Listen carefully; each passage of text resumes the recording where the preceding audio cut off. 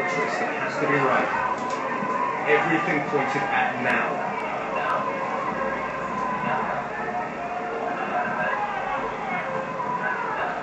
Puts his hands down. Red flag down. The 2008 University Boat Race is away from absolute still and runs to frenetic motion. The dash now for the screen is on.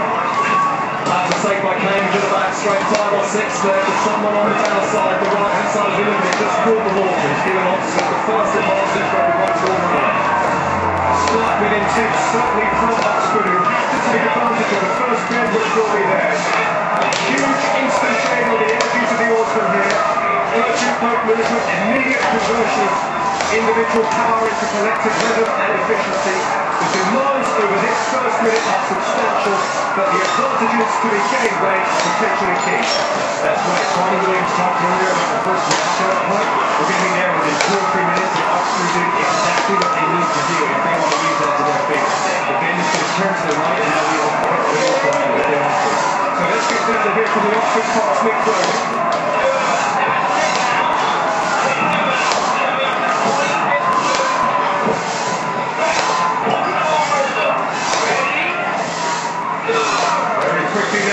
Of course, the particulars of the river demand quick thinking of these foxes. Rebecca Dalbiggan in the Cambridge boat. Cambridge trail here, and Harrow down the outside to win. The 3 of the last 6 races have been won by the crew trailing at Hemmersmith Bridge. There's almost nothing in it. Talking about that agree, but nothing. Tony Williams talked about earlier. Cambridge now has to finish Oxford off in the next couple of minutes, or to get the next race. The direction of the race alters radically here. Suddenly the cruise will turn southward as opposed to northward, so relative wind and water conditions alter here too. James, are you noting any difference in the water and the conditions? No, the water's pretty flat, they'll be pretty happy with the conditions they've got as they come through. Hammersmith, Cambridge put in a great burst just before Hammersmith turned over. Stronger and stronger and stronger. And the oars are pretty well interlinking. Let's get down in here from the cockpit. Nick Burney of Oxford.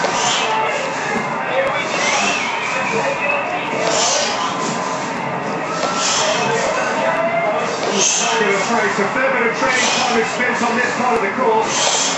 The bend does of course favour the sunny side, but in pre-race the umpire's voice, and he's voicing his displeasure about Cambridge's position on the whole. I must admit, I still disagree with his decision on it. Okay, round back bend, I think it was very hard on the Cambridge. They were the ones tucked in on their station. It was Oxford that were trying to pinch the bend. Yeah, okay, it could disrupt their rhythm. At the moment, they're still clashing, there's still the contact very close there. I mean, they've probably used up a lot of energy in this first 11 minutes or so. Okay, they need to keep that rhythm and keep on going, otherwise Oxford will take the advantage again. Moving smoothly. As one, the product of relentless daily rehearsal. We are what we repeatedly do. Excellent. It's not but a habit. It was Aristotle who said that first, but a few rowing coaches have repeated it, and it is utterly applicable now. These guys are indeed defining themselves here on what they have repeatedly done. And Oxford with greater weight and greater height, and on the whole greater pedigree, are moving away now, and it does look bleak for Cambridge, who stayed in the race instead of Susan. Lots of Oxford could have broken clear. They pushed off around their bend. I thought the umpires was pretty unfair, but now they're going to be feeling more and more time every stroke of Oxford. They're going to be pressure and pressure. And I imagine there's a few calls in the Oxford boat telling that the Cambridge for last year's race. Big move actually by both companies here. We first saw Rebecca Dalbiggan.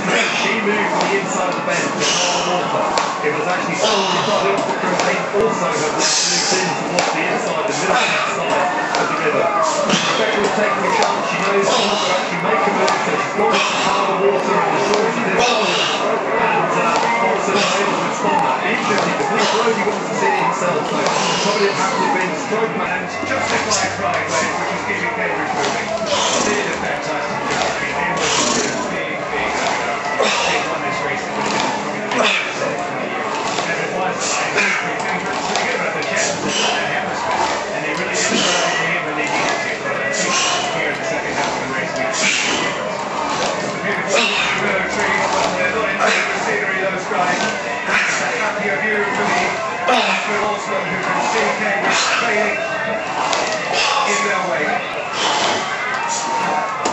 remaining pinfalls in for Oxford. In the game, we can look at the water conditions around the corner. I don't know what's going to break the ball back out into the middle. Shoots on screen, John Boat Race Stadium to clear the last international. It is the final hurdle. It's not quite the end of the challenge. There's still quite a run in. The final middle section is akin to the entry elbow. And in boat race history, there aren't too many ever lost. Only 6 times in history, but it is since the war as the Barnes Bridge leader failed to win. Arthur Kane behind this late in 2002. Kendrick hadn't done it since 1921. And then what else to do it now? The mile mark is roughly in line with the what's going to be in Oxford year. Takes away yesterday about the feelings you get coming around this last day. Unfortunately, the only feeling I have after this race is being in second position. And this is a horrible shot. You're digging deep, you're really trying, you haven't given up hope. But yeah, really, you know the race is lost. It's a horrible, long way from Barnes Bridge to the finish. You're not in front.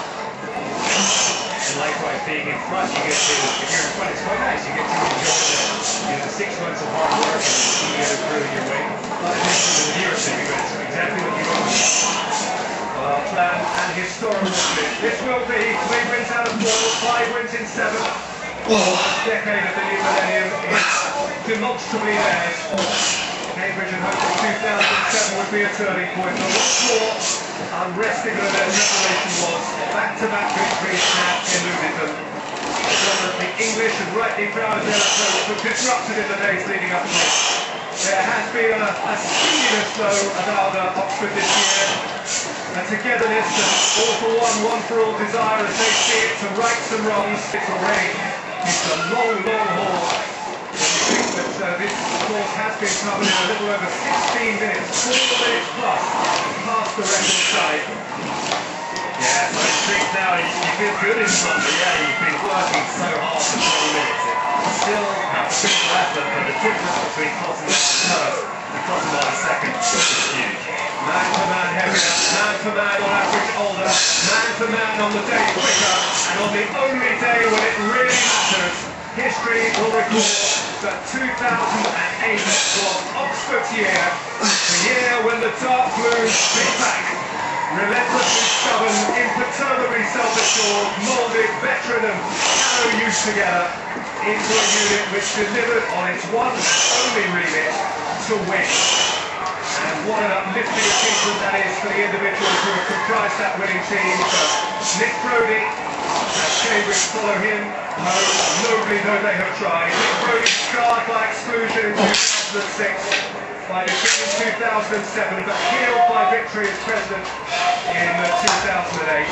Mike Worley, double Olympian, 3-time world champion.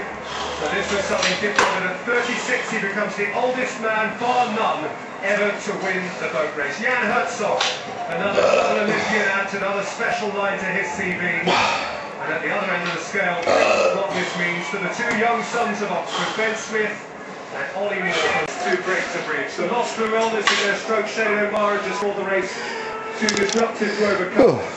But rational explanation does not equate to consolation. Look at that, the boat race. 3 boat races, 3 defeats. The boat race that did the boat race. In his own living room, no doubt, no biggities. Only despair. The others heavily light blue, played 1, lost 1. It's 1947. It wasn't beautiful, but it was a great effort. Hey, I did the boat race in my own living room. Greater physique. What do you think of that then? For outrageousness. Did it in 9 minutes. No, I didn't. I did it in 20 odd minutes. 24 minutes or something, I think it was. I'm sweating. Hey. Speed. The boat race. Sponsored by Exchanging. The power behind your business success.